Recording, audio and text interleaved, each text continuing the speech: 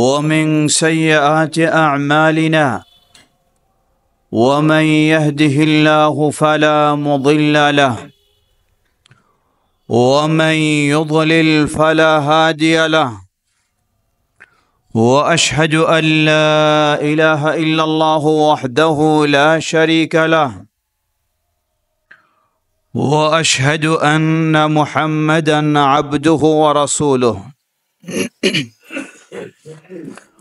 يا أيها الذين آمنوا اتقوا الله حق تقاته ولا تموتن إلا وأنتم مسلمون يا أيها الناس اتقوا ربكم الذي خلقكم من نفس واحدة وخلق منها زوجها وبث منهما رجالا كثيرا ونساء واتقوا الله الذي تساءلون به والأرحام إن الله كان عليكم رقيبا يا أيها الذين آمنوا اتقوا الله وقولوا قولا سديدا يصلح لكم أعمالكم ويغفر لكم ذنوبكم ومن يطع الله ورسوله فقد فاز فوزا عظيما أما بعد فأعوذ بالله من الشيطان الرجيم قل هل يستوي الذين يعلمون والذين لا يعلمون وقال تبارك وتعالى يرفع الله الذين آمنوا منكم والذين أوتوا العلم درجات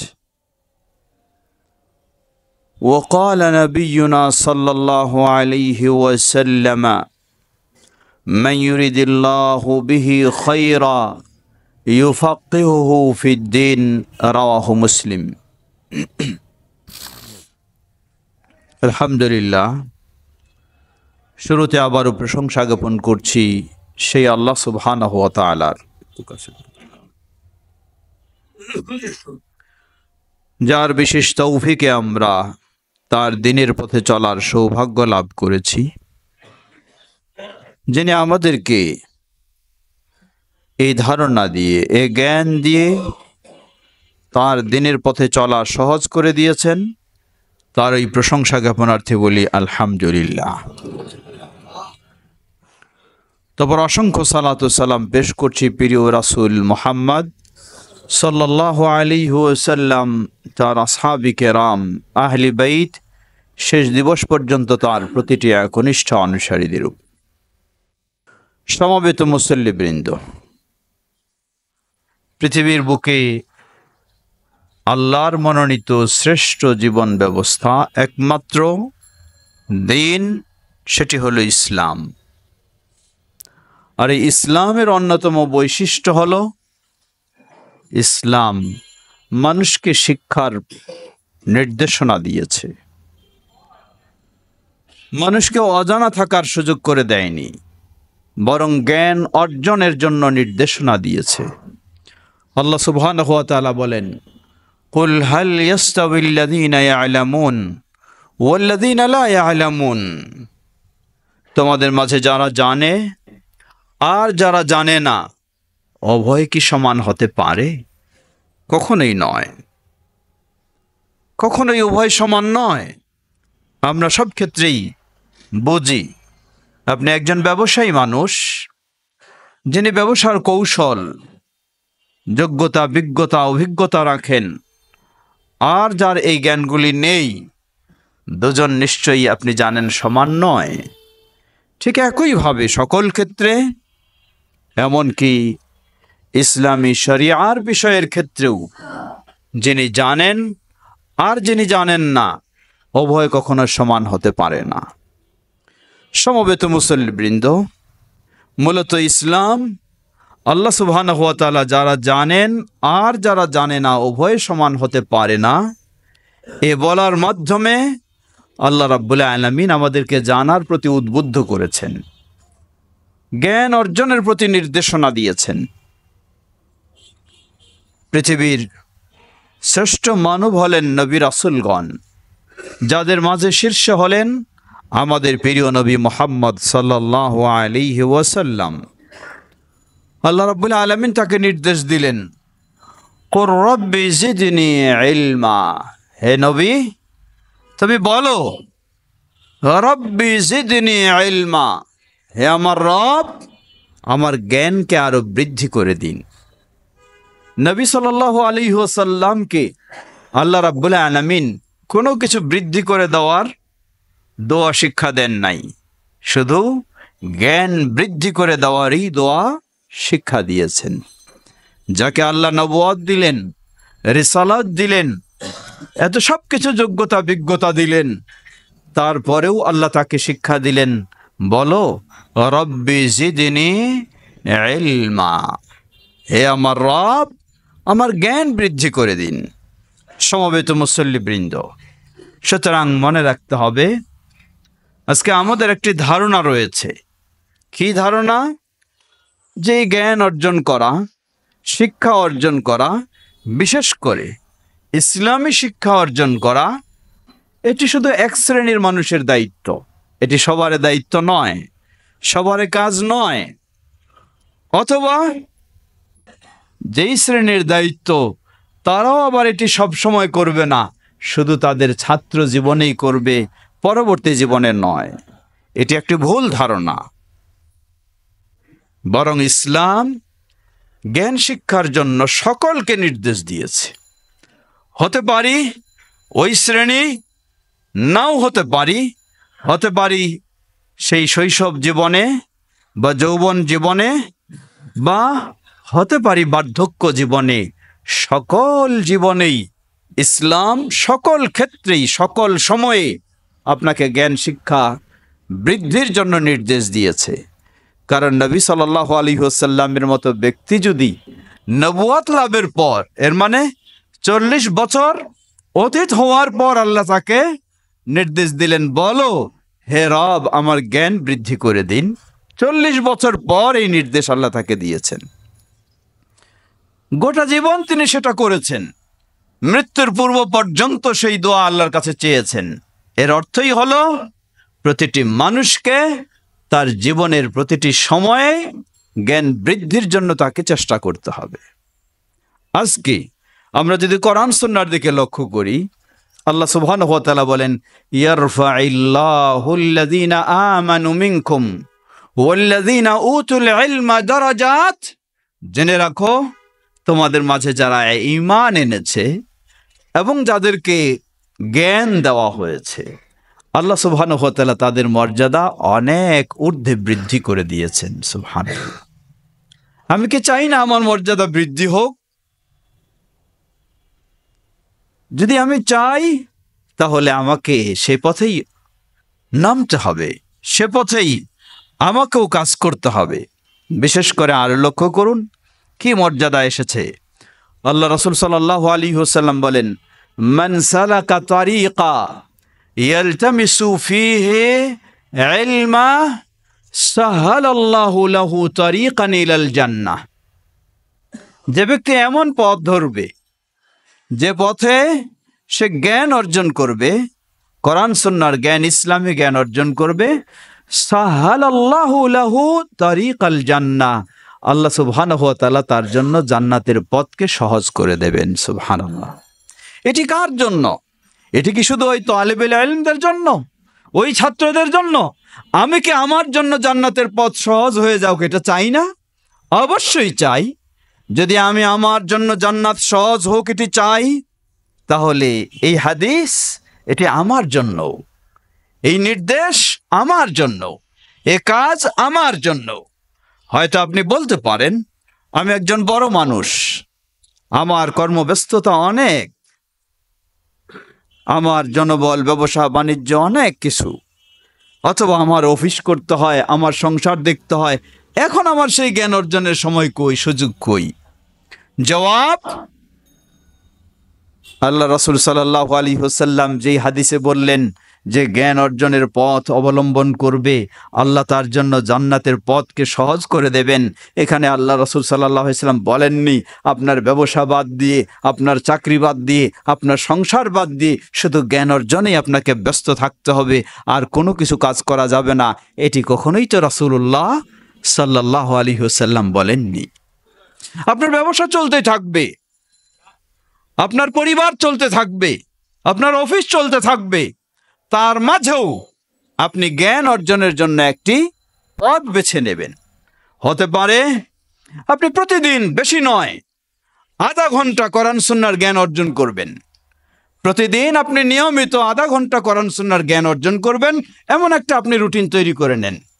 যতদিন আপনি বেঁচে আছেন আপনার এটা চলতেই আছে। সুবহানাল্লাহ। আপনি যেন সেই পথ অবলম্বন করলেন যেই পথের মাধ্যমে আপনার জান্নাত এর পথ আল্লাহ সুবহানাহু ওয়া তাআলা সহজ করে দেবেন। সুতরাং বিষয়টিকে মনে করার সুযোগ নেই যে এটি শুধু এক শ্রেণীর জন্য, এবং মনে করার সুযোগ নেই যে এটি আমার মতো ব্যস্ত মানুষের পক্ষে সম্ভব নয়। দ্বিতীয়, আসুন আপনি জ্ঞান অর্জনের পথ কিভাবে অবলম্বন করবেন। বর্তমান এই উন্নত প্রযুক্তির যুগে জ্ঞান অর্জনের পথ অবলম্বন করাটা খুব কঠিন নয়। প্রতিদিন আপনার কোনো বই খুলে পড়ালেখা করার সুযোগ নেই, সেরকম চিন্তা এনার্জিও নেই, অসুবিধা নেই। এখন অনলাইনে আপনার হাতে তো মোবাইল রয়েছে, এই মোবাইল নিয়ে আপনি বিভিন্ন ফেসবুক বা ইত্যাদি নিয়ে বিভিন্ন খবর টবর এগুলি শোনা নিয়ে ঘন্টার পর ঘন্টা আপনি ব্যস্ত রয়েছেন। সেগুলিকে আপনি অফ করে দিয়ে আপনি প্রতিদিন 1 ঘন্টা সময় এটার জন্য বাজেট করুন যে 1 ঘন্টা আমি এই মোবাইলে বিশেষজ্ঞ আলেম যারা রয়েছেন তাদের বক্তব্য শোনার মাধ্যমে আমি জ্ঞান অর্জন করব। আলহামদুলিল্লাহ, আপনার জন্য সহজ পথ। প্রতিটি পর্দার আড়ালের মা বোনেরা যারা রয়েছেন আপনাদেরকেও সে বিষয়টি স্মরণ করে দিতে চাই।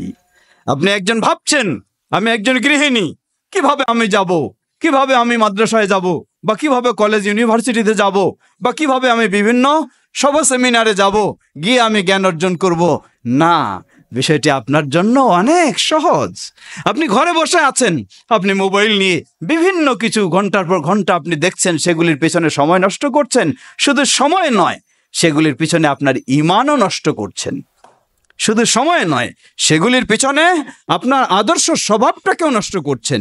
এই মোবাইল দেখতে দেখতে আপনি একজন ভালো মেয়ে ছিলেন, বা আপনি একজন ভালো ছেলে ছিলেন, স্বামী স্ত্রী উভয়ের মাঝে সুসম্পর্ক ছিল, সুন্দর একটি পরিবেশ ছিল, এই মোবাইলে আপনাকে এমনভাবে মগ্ন করেছে, আপনি এখন অবস্থাটা এমনই হয়ে গেছে।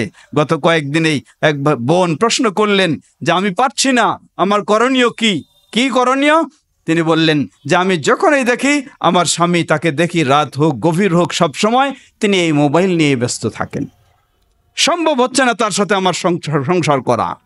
কিছু বলতে গেলে তিনি, তার প্রিয় হলো মোবাইল, তার প্রিয় তার স্ত্রী নয়, প্রিয় তার সন্তান নয়, প্রিয় তার সংসার নয়, প্রিয় তার কাজ নয়, হলো মোবাইল। এই নেশায় আপনি চলে গেছেন। আল্লাহর কাছে তওবা করুন, সেই নেশা বর্জন করুন। আপনি প্রতিদিন ওই মোবাইল নেবেন ঠিকই, কিন্তু সেই মোবাইলে আপনি আল্লাহর কাছে প্রতিজ্ঞা করুন আমি অন্য কিছু দেখব না, অন্য কিছু শুনব না। প্রতিদিন কমপক্ষে গভীর জ্ঞান নাও হোক, আপনি প্রতিদিন আধা ঘন্টা এই মোবাইল থেকে আপনি কোরআন তেলাওয়াত শুনবেন। এই মোবাইল থেকে আপনি প্রতিদিন আধা ঘন্টা কোরআন তেলাওয়াত শুনুন, দেখবেন যে অবশ্যই না বুঝলেও তেলাওয়াতও যদি শুধু শুনুন, এটার মাধ্যমে হতে পারে আল্লাহ সুবহানাহু ওয়া তাআলা আপনাকে ইবলিসের খপ্পর থেকে রক্ষা করবেন, আপনাকে আল্লাহ সুবহানাহু ওয়া তাআলা অশ্লীলতা থেকে রক্ষা করবেন, আল্লাহ সুবহানাহু ওয়া তাআলা আপনাকে ঈমানের পথে আরো অগ্রসর হওয়া আপনার জন্য সহজ করে দিবেন। সুতরাং এই অনলাইনের যুগে, এই উন্নত প্রযুক্তির যুগে, ওই হাদিস, যেই হাদিসে আল্লাহ রাসূল সাল্লাল্লাহু আলাইহি ওয়াসাল্লাম বললেন যে ব্যক্তি জ্ঞান অর্জনের পথ অবলম্বন করবে, আল্লাহ সুবহানাহু ওয়া তাআলা তার জন্য জান্নাতকে সহজ করে দেবেন, জান্নাতের পথকে সহজ করে দিবেন। এটি এই যুগেও আপনার জন্য কঠিন নয়, বরং অতি সহজ। আপনি আপনার ঘরে বসে, আপনার অফিসে বসে আপনি সময় পেয়েছেন, বেশি ব্যস্ততা নেই, আপনি আধা ঘন্টা সময় এটুকুতে কাজে লাগান। একদিকে আপনি যদি নিয়মিত এটি কন্টিনিউ করতে পারেন এবং আপনি আপনার ভিতরে হৃদয় ইচ্ছা পোষণ করেন যে আমি এর মাধ্যমে দিন শিখব, এর মাধ্যমে দিন জানব, এর মাধ্যমে আমার ঈমানকে সুন্দর করে নেওয়ার চেষ্টা করব, এর মাধ্যমে আমি আল্লাহর সাথে আমার সম্পর্ককে আরো গভীর করে নেওয়ার চেষ্টা করব, কোনো সন্দেহ নেই রাসূল সাল্লাল্লাহু আলাইহি ওয়াসাল্লামের সেই সুসংবাদ আপনি লাভ করবেন। আল্লাহ সুবহানাহু ওয়া তাআলা আপনার জন্য এই কারণে জান্নাতকে সহজ করে দেবেন ইনশাআল্লাহ। সমবেত মুসল্লিবৃন্দ, লক্ষ্য করুন আরেকটি হাদিস আমরা অনেক সময় বলে থাকি, যে হাদিসও সহিহ। আল্লাহ রাসূল সাল্লাল্লাহু আলাইহি ওয়াসাল্লাম বলেন, যারা জ্ঞান অর্জন করে তাদের যে মর্যাদা, কি মর্যাদা? আল্লাহ রাসূল সাল্লাল্লাহু আলাইহি ওয়াসাল্লাম বলেন যে আল্লাহ রাব্বুল আলামিনের বিশেষ ফেরেশতাগণ, ইন্নাল মালাইকা লাতাদউ আজনিহাতাহা রিদান লিতালিবিল ইলম। যে ব্যক্তি জ্ঞান অর্জনে মগ্ন, জ্ঞান অর্জনে তার সময় দিচ্ছে, কোরআন সুন্নাহর জ্ঞান অর্জনে, তাদের সন্তুষ্টির জন্য আল্লাহ সুবহানাহু ওয়া তাআলার বিশেষ ফেরেশতাগণ তাদের ডানা বিছিয়ে দেন। সুবহানাল্লাহ। এই মর্যাদা কার জন্য? এটা শুধু ওই হেফজখানায় যারা হাফেজ পড়বে, কোরআন পড়তেছে শুধু তাদের জন্য? অথবা যারা মাদ্রাসায় শুধু দাওরা হাদিস বা আরো কিছু পড়তেছে শুধু তাদের জন্য? না, কখনো কোনো শ্রেণীর জন্য এটি সীমাবদ্ধ নয়। এটি প্রতিটি মুসলিম নর নারীর জন্য, যিনি আল্লাহর সন্তুষ্টি অর্জনের জন্য দ্বীনি জ্ঞান অর্জন করছেন। হতে পারেন আপনিও সেই ব্যক্তি। যত ব্যস্তই হন না কেন, ব্যস্ততার মধ্য দিয়েও আপনি যখন 1 ঘন্টা সময় বের করে নেবেন, আল্লাহ আমাকে প্রতিদিন 24 ঘন্টা সময় দিয়েছেন, এই 24 ঘন্টার সময় আমি বিশ্রাম নিতে পারি, এই 24 ঘন্টার সময় আমি শরীরটাকে ঠিক রাখার জন্য পার্কে হাঁটাহাঁটি করতে পারি, এই 24 ঘন্টার সময় আমি অফিস করি, এই 24 ঘন্টার সময় আমি কিছু বাইরে ঘোরাফেরা করি, বিভিন্ন জনের সাথে চা স্টলে বসে কথা বলি, সময় নষ্ট করি। সময় পার হয় না, তবু বিভিন্নভাবে সময়টাকে আমি নষ্ট করার, বিভিন্নভাবে সময়টাকে আমি অতিবাহিত করার চেষ্টা করি। আল্লাহু আকবার। আল্লাহকে ভয় করুন, আল্লাহর প্রতি বিশ্বাসী হন।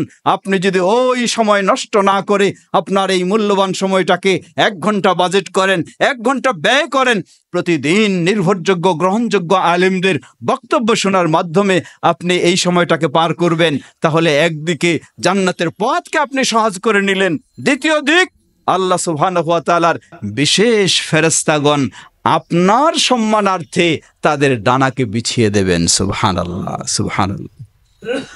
প্রিয় ভাইরা আমার, সুতরাং বিষয়গুলিকে মনে করার সুযোগ নেই এগুলি হয়তো অন্যের জন্য, আমার জন্য নয়, এমনটি নয়। আল্লাহ রাসূল সাল্লাল্লাহু আলাইহি ওয়াসাল্লাম তিনি বলেন, মা ইউরিদিল্লাহু বিহি খায়রা ইফাক্কিহু ফিদ্দিন।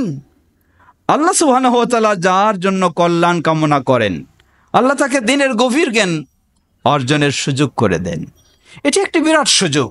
সেই সুযোগ হয়তো সকলের নাও হতে পারে, সকলকে নির্দেশও ইসলাম দেয়নি যে সবাইকে বিশেষজ্ঞ হতে হবে, এটি ইসলাম নির্দেশ দেয়নি। কিন্তু সবাই তার জীবন চলার জন্য মৌলিক বিষয়গুলি, হালাল হারাম, ঈমান আকীদার মৌলিক বিষয়গুলি জানা, এটি প্রতিটি মানুষের জন্য ফরজ। আজকে বছরের পর বছর আপনার দিন চলে যাচ্ছে, বছরের পর বছর দিন চলে যাচ্ছে। 2024 সাল কয়েকদিন আগেই মাত্র শুরু হলো। এখন এই 2024 সাল আমরা বিদায় জানাচ্ছি।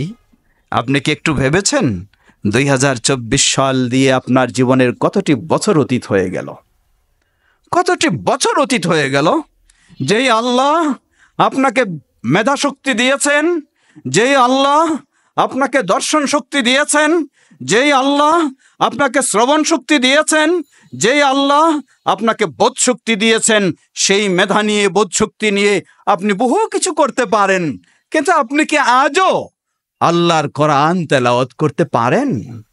না, পারেন না। একটু নিজেকে প্রশ্ন করে দেখুন। বছরের পর বছর আপনার অতীত হয়ে যাচ্ছে, সব আপনি পারেন, সব আপনি বুঝেন, কিন্তু আজও কি আল্লাহর কিতাব আপনি তেলাওয়াত করা শিখেছেন? সেটিকে আজও পারেন? সারা জীবন আপনি চালালেন, না আমি তো পারি না, আমি তো পারি না, আমি তো পারি না। কিভাবে আপনি আল্লাহর কাছে জবাব দেবেন? যেই আল্লাহর যোগ্যতা পেয়ে, যেই আল্লাহর নিয়ামত পেয়ে আপনি এত কিছু করতে পারেন, এত দিকে অগ্রসর হতে পারেন, আর আল্লাহর কিতাব আপনি তেলাওয়াত শুধু শিখবেন, এতটুকু আপনার পক্ষে সম্ভব হয় না, তাহলে আল্লাহর কাছে আপনি কি জবাব দেবেন? 2025 সালকে টার্গেট নিন, কর্মসূচি হাতে নিন। বিলম্বের আর সুযোগ নেই, হতে পারে আর আপনি সুযোগ পাবেন না। জয় দিনেই আপনি সুযোগ পান, আপনি চেষ্টা করুন আল্লাহর কিতাব কমপক্ষে তেলাওয়াত শিখবেন। গভীর জ্ঞান আপনার পক্ষে সম্ভব না, অসুবিধা নাই, সেটি সবাইকে নির্দেশ দেওয়া হয়নি। কিন্তু তেলাওয়াত আপনি পারবেন না, এটি তো অসম্ভব বিষয়, অবাস্তব বিষয়। কেন পারবেন না? আপনার মতো মানুষ অনেক কিছু পারে, তাহলে এটাও আপনি পারবেন। হয়তো বলবেন আমার তো অনেক বয়স হয়ে গেছে, এই বয়সে আমি কিভাবে পারি, কিভাবে সম্ভব? জবাব, শুধু ছোট বয়সেই শিখার নিয়ম এমনটি নয়। ইমাম বুখারী রাহিমাহুল্লাহ বলছেন, ওয়াকানা আসহাবুন নবী সাল্লাল্লাহু আলাইহি ওয়াসাল্লাম তাআল্লামু ফি কিবারি সিন্নিহিম। রাসূল সাল্লাল্লাহু আলাইহি ওয়াসাল্লামের যারা সাহাবী ছিলেন, সবাই তার জীবদ্দশায় ছোট বয়সে ইসলাম গ্রহণ করেননি। কেউ 10 বছর বয়সে ইসলাম গ্রহণ করেছেন, কেউ 50 বছর বয়সে ইসলাম গ্রহণ করেছেন, কেউ 60-70 বছর বয়সে ইসলাম গ্রহণ করেছেন, এমনকি কেউ 100 বছর পার হয়ে গেছে এই বয়সে ইসলাম গ্রহণ করেছেন। কিন্তু কেউ বলেননি আমি এই বয়সে কিভাবে কোরআন শিখব। ইমাম বুখারী রাহিমাহুল্লাহ বলছেন, ওয়াকানা আসহাবুন নবী সাল্লাল্লাহু আলাইহি ওয়াসাল্লাম তাআল্লামু ফি কিবারি সিন্নিহিম। রাসূল সাল্লাল্লাহু আলাইহি ওয়াসাল্লামের অধিকাংশ সাহাবী তারা দিন শিখেছে, কোরআন শিখেছে, ঈমান শিখেছে, ইসলাম শিখেছে তাদের অনেক বয়স হওয়ার পর। কারণ যখনই ইসলাম গ্রহণ করেছে তখনই তিনি সেদিকে ধাবিত হয়েছেন। সুতরাং আপনার পক্ষে এ বয়সে অসম্ভব কিছুই নয়, সম্ভব। আপনি অনেক কিছু পারেন। নতুন নতুন যদি আপনাকে ফর্মুলা দেওয়া হয়, নতুন যদি আপনাকে পদ্ধতি দেওয়া হয়, এই পদ্ধতিতে অগ্রসর হলে এই উন্নত বিশ্বে আপনি আরো অগ্রসর হবেন, আরো ডেভেলপ করবেন, আরো অর্থনীতিতে উন্নতি হবেন, উন্নতি লাভ করবেন। আপনি তো আপনার মতো ওই ব্যক্তি তো সেখানে খুব আগ্রহের সাথে দৌড়াতে পারেন। সেখানে যদি আপনার মতো ব্যক্তি আগ্রহের সাথে দৌড়াতে পারেন, তাহলে যেই আল্লাহ সুবহানাহু ওয়া তাআলা আপনাকে সৃষ্টি করেছেন, আপনার জন্য জান্নাত প্রস্তুত করে রেখেছেন, আপনার জন্য সম্মান মর্যাদার আসন প্রস্তুত করে রেখেছেন, ওই আল্লাহর ওই সম্মান মর্যাদার আসন আপনি কেন গ্রহণ করবেন না? আল্লাহ রাসূল সাল্লাল্লাহু আলাইহি ওয়াসাল্লাম বলেন, কিয়ামতের কঠিন বিভীষিকাময় দিনে আপনার সামনে এই কোরআন মাজিদ নিয়ে আসা হবে, নিয়ে এসে বলা হবে, কোরআন খুলে দিয়ে বলা হবে, ইকরা ওয়ারতাকি ওয়ারাত্তিল কামা কুনতা তুরাত্তিল ফিদ দুনিয়া। আল্লাহ সুবহানাহু ওয়া তাআলার পক্ষ থেকে কিয়ামতের দিন আপনাকে বলা হবে, আপনার সামনে কোরআন খুলে দিয়ে বলা হবে, পড়ো, ইকরা ওয়ারতাকি, পড়ো আর তুমি তোমার ঊর্ধ্বে সম্মানের মর্যাদার আসন তুমি গ্রহণ করো। সুবহানাল্লাহ। কেমন? কামা কুনতা তুরাত্তিল ফিদ দুনিয়া। দুনিয়াতে যেমন তুমি কোরআন তেলাওয়াত করতে, ওই ধরনের এখন তুমি কোরআন তেলাওয়াত করো। যেই আয়াত পর্যন্ত তুমি পৌঁছতে পারবে, সেই আয়াতের সমমর্যাদা উচ্চ আসন তোমার জন্য নির্ধারণ হবে। সুবহানাল্লাহ।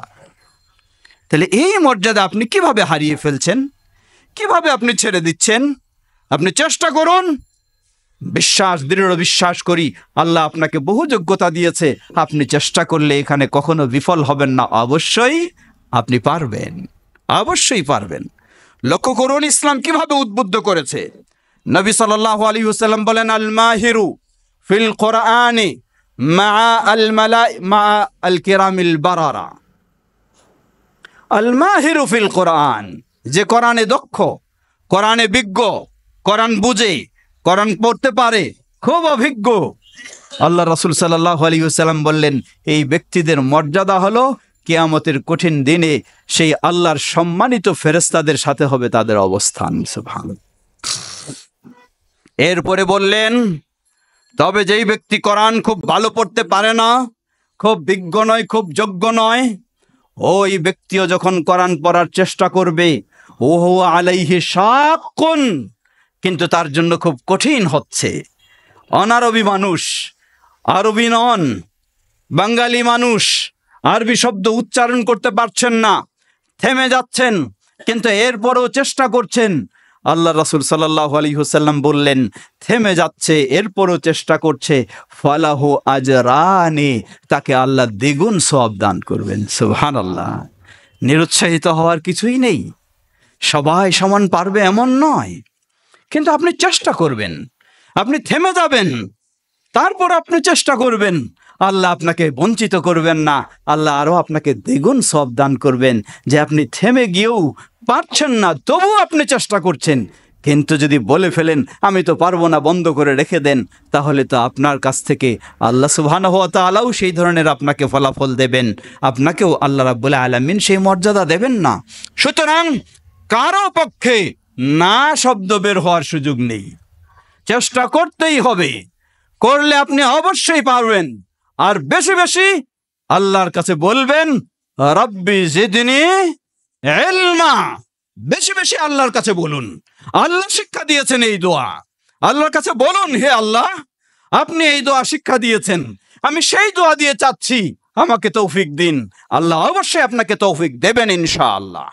প্রিয় ভাইরা আমার, সুতরাং আসুন, জীবন তো অনেকটা চলে গেছে, পারিনি তেমন অগ্রসর হতে, চেষ্টা করি আমরা অগ্রসর হতে, অবশ্যই আল্লাহ আমাদেরকে সফলতা দেবেন। আমরা প্রতিজ্ঞা গ্রহণ করি আল্লাহ ইনশাআল্লাহ তৌফিক দেবেন। যদি কমপক্ষে সফলতায় নাও পৌঁছতে পারেন, আপনি চেষ্টা করে যাচ্ছেন, এই অবস্থায় যদি আল্লাহর ডাকে সাড়া দেন, আল্লাহর কাছে কমপক্ষে বলতে পারবেন যে আল্লাহ আমি চেষ্টা করেছি। কিন্তু চেষ্টাও যদি বাদ দেন, তাহলে আল্লাহর কাছে তো বলার কিছুই সুযোগ নেই। আল্লাহ আমাদের দিন জানার, দিন শেখার, দিন মানার আল্লাহ আমাদের তৌফিক দান করুন। আলহামদুলিল্লাহ, আলহামদুলিল্লাহ রাব্বিল আলামিন, ওয়াসসালাতু ওয়াসসালামু আলা আবদিল্লাহি ওয়া রাসূলিহি নবিয়িনা মুহাম্মদ ওয়া আলা আলিহি ওয়া সাহবিহি আজমাইন, আম্মা বাদ। সমবেত মুসল্লিবৃন্দ, তৌফিক দেওয়ার মালিক আল্লাহ সুবহানাহু ওয়া তাআলা, কিন্তু আমার দায়িত্ব হলো আমাকে চেষ্টা করে যেতে হবে, তাহলে আল্লাহ রাব্বুল আলামিন সফলতা আমাকে অবশ্যই দেবেন। আপনি আজকে যেই 1 ঘন্টাও যদি আপনি সময় বাজেট করেন, যতটুকু কোরআন সুন্নাহর জ্ঞান অর্জন করবেন, এটি এমন একটি বিষয় যা আপনার জীবদ্দশায় শুধু কাজে লাগবে না, এটি আপনার মৃত্যুর পরেও কাজে লাগবে। আল্লাহ রাসূল সাল্লাল্লাহু আলাইহি ওয়াসাল্লাম বলেন, ইযা মাতাল ইনসান ইনকাতা আনহু আমালুহু ইল্লা মিন সালাসাতিন সাদকাতিন জারিয়াতিন আও ইলমিন ইউনতাফা বিহি আও ওয়ালাদিন সালিহিন ইয়াদউ লাহু। যখন কোনো মানুষ বিদায় নেয়, তার সব আমলের পথগুলি বন্ধ হয়ে যায়। এই হাদিসে বলা হয়েছে তবে 3টি বাকি থাকে। 3টি কি? যদি জীবদ্দশায় সদকায় জারিয়া করে যান সেটি, অথবা আও ইলমিন ইউনতাফা বিহি, এমন আপনি কোরআন সুন্নাহর জ্ঞান অর্জন করেছেন যেই জ্ঞান দিয়ে আরও মানুষকে আপনি উপকৃত করেছেন, নিজে উপকৃত হয়েছেন, কমপক্ষে বাইরে না পারলেও আপনার পরিবারের সদস্যদেরকে আপনি দিন শিক্ষা দিয়ে উপকৃত করেছেন, যার ফলে আপনি বিদায় নিয়ে চলে গেলেও মৃত্যুর পরে যারা আপনার কাছ থেকে কোরআন সুন্নাহর দিন শিক্ষা পেয়েছে, এ থেকে উপকৃত হয়েছে, তাদের সমান সওয়াব আপনি মৃত্যুর পরেও কবরে বসে পেতে থাকবেন। সুতরাং আসুন চেষ্টা করি। লক্ষ্য করুন, একজন আলেমের মর্যাদা আর একজন আবেদের মর্যাদা কত বিশাল। সময় শেষ, সেদিকে দীর্ঘ কথা বলার সুযোগ নেই। সহিহুল বুখারীতে একটি দীর্ঘ হাদিস এসেছে। নবী সাল্লাল্লাহু আলাইহি ওয়াসাল্লাম বললেন যে পূর্ববর্তী উম্মার একজন ব্যক্তি, তিনি তার জীবনে অনেক অন্যায় করেছেন। সে অন্যায়গুলির মাঝে একটি বড় অন্যায় হলো তিনি 99 জন মানুষকে হত্যা করেছেন। 99 জন মানুষকে হত্যা করেছেন। হত্যার পর এখন তার ভিতরে চেতনা জেগেছে যে আমাকে তো আর এই অন্যায় পথে থাকা যাবে না, ফিরে আসতে হবে। তিনি তওবা করতে চান। একজন আবেদের কাছে গেলেন। আবেদ মানে যে অনেক ইবাদত করে কিন্তু ইসলাম সম্পর্কে তেমন তার জ্ঞান নেই, জানাশোনা নেই। তার কাছে গিয়ে বললেন, হাল্লি তওবা, আমার কি কোনো তওবার পথ রয়েছে? তিনি শুনলেন কি অপরাধ? 99 জনকে আমি হত্যা করেছি। বললেন, 99 জন হত্যা করার পর তুমি আবারও তওবা করতে চাও? কিভাবে তোমার তওবার সুযোগ থাকবে? না, তোমার কোনো তওবার পথ নেই। সে ব্যক্তি তাকে দিয়ে 100 জন পূর্ণ করলেন। ওই ব্যক্তিকে হত্যা করে 100 জন পূর্ণ করলেন। করে তিনি আবার আরেকজন আলেমের কাছে গেলেন। গিয়ে তাকে জিজ্ঞাসা করলেন, আমার এই অপরাধ করেছি, আমার কি কোনো তওবার পথ রয়েছে? সেই আলেম বললেন, কেন পথ নেই? তওবা থেকে বাধা কিসের? অবশ্যই যতই আপনি অপরাধ করুন না কেন আপনার তৌবার পথ উন্মুক্ত রয়েছে, আপনি তৌবা করুন। তাকে বললেন, আমাকে তাহলে উপদেশ দিন, আমি কি করব? তাকে বললেন, উপদেশ হলো এই, আপনি যেই জনপদে ছিলেন সেই জনপদের মানুষেরা সবাই অন্যায় অপকর্ম করেছে, যার কারণে আপনি সেখান থেকে বের হয়ে অমুক যেই ভালো জনপদ, যেখানকার মানুষেরা ভালো, তাদের কাছে আপনি যাবেন। সেই আলেমের পরামর্শে সে ব্যক্তি কি করলেন?